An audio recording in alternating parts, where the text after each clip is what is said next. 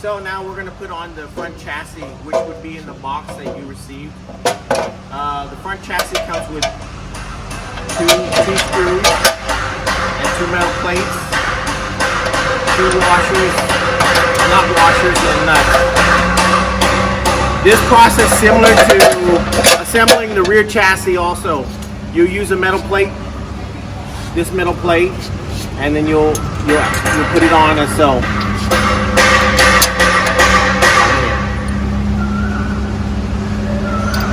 Lock washer, then you add your nut.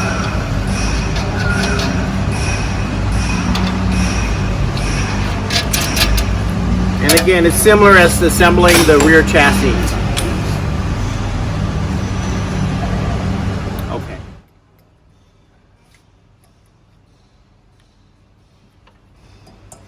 As you see, we bend the metal plate corner down. That way it keeps the nut from loosening up or spinning off.